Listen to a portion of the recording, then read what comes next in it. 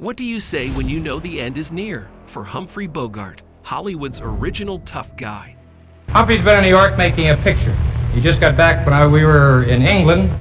His final interview wasn't about fame or fortune. It was about legacy, regret, and the things he never got to fix. I know you, don't I? No. Well, you're Martin. Stripped of the swagger and movie star polish, Boggy opened up in a way no one expected. His words weren't scripted. They were real, and they hit hard. In this video, we're unpacking that final conversation, the one that reveals who Bogart really was when the cameras stopped rolling. It's personal, it's powerful, and once you hear it, you'll never see him the same way again. Well, I'm sorry, Marianne. I let my kid brother have it tonight. Oh, I hate to ride in a bus. Well, if I'd known that...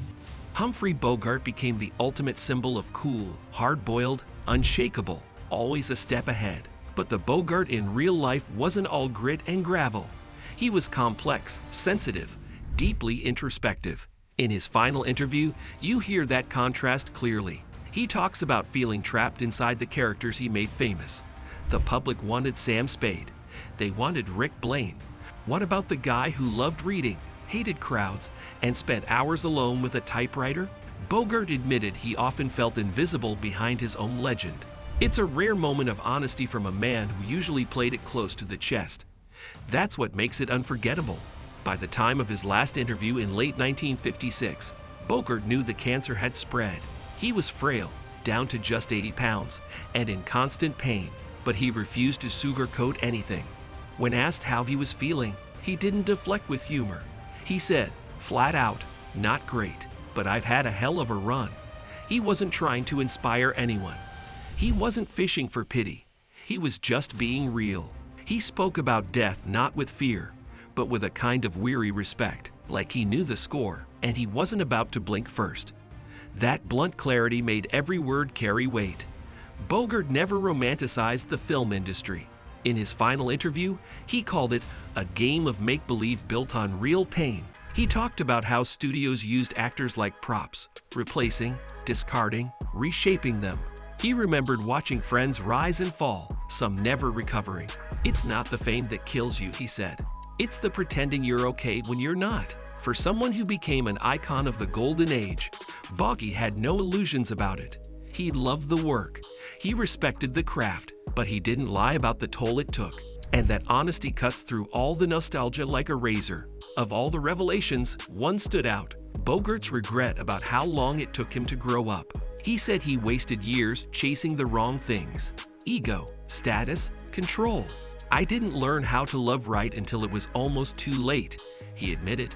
He didn't name names, but it was clear he was talking about failed relationships, broken friendships, and the emotional walls he built early in his career. It's a sobering thing to hear from a man who always seemed in control.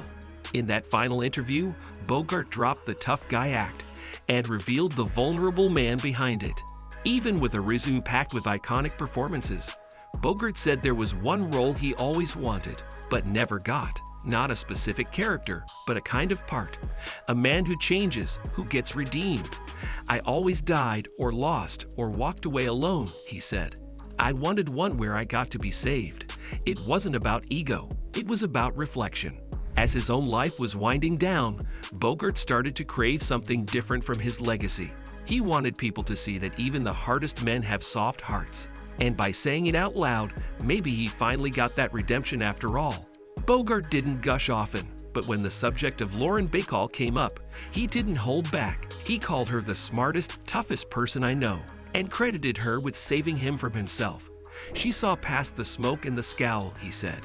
"She saw the man underneath." Their relationship wasn't perfect, but it was real, and by all accounts, deeply loving. In the interview, Bogart talked about how grateful he was for the time they had and how worried he was about leaving her alone.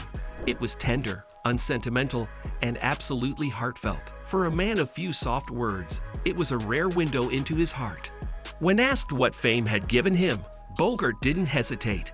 "Access and isolation," he said. "You get invited to every party, and then nobody really knows who you are." He described fame as a mask that's impossible to take off, even when you want to. People treated him like the characters he played. And eventually, that's who he started becoming. whether he liked it or not. Fame is a funny prison, he said. Big gates, velvet bars. His words cut through the glamour and showed how even the most admired stars could feel completely alone at the top. Loyalty mattered to Bogart more than almost anything. In his final conversation, he talked about friends who stuck by him when he had nothing, and the ones who disappeared when he had everything. A real friend, he said, is someone who sees you fail and still answers the phone. He didn't list names, but those who knew him could guess who he was talking about. Bogart never had a big circle, but the ones in it were solid. And in his last days, those relationships meant more than all the film reels in the world. That kind of loyalty, he said, was his real fortune. Despite his fame, Bogart worried that people would only remember the surface, the cigarette, the trench coat, the catchphrases. He didn't want to be frozen in black and white. I hope they remember I gave a damn, he said, that I tried to be better than I started. He wanted people to know that behind the roles was someone who grew, who learned, who cared. That legacy meant more to him than critical acclaim. He didn't want statues. He wanted understanding. And now, through his own words, he just might get it. Even facing death, Bogart didn't lose his edge. When asked if he had any regrets about how he lived, he smirked and said, "Maybe I should have done more musicals." His timing was flawless, even through the rasp of illness. Humor was his armor and his gift. It allowed him to confront the worst with a grin. "Life's a lousy script," he said, "but the dialogue's not bad."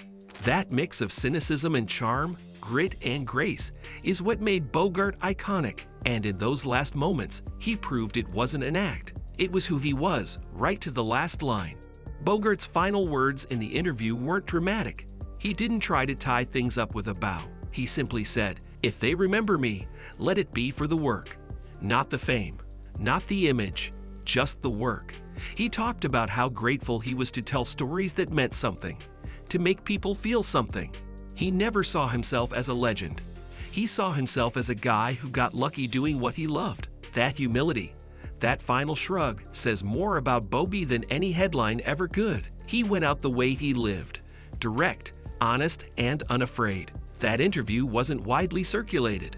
Parts were edited, some never aired, but the transcript survived. And now, decades later, it speaks louder than ever. Humphrey Bogart wasn't just a movie star. He was a man reckoning with his own story in his final chapter. His words weren't polished. They were painful, thoughtful, funny, and above all, true. And in that truth, he gave us something priceless. A real look at what it means to be human under all the spotlight. That's why it leaves people speechless. Because you don't expect the toughest man in Hollywood to be that honest. But he was, and that honesty still echoes. Humphrey Bogart's final interview wasn't meant to make headlines, but it made history. Behind the legend was a man who faced death with courage, cracked jokes through pain, and told the truth when it mattered most. If this story gave you chills, moved you, or made you see Bogart in a whole new light, make sure to like, comment, and subscribe to Silver Screen Secrets. We bring you the hidden truths, the final words, and the unforgettable moments Hollywood almost buried. Stick with us, because the stars may fade, but their stories live on.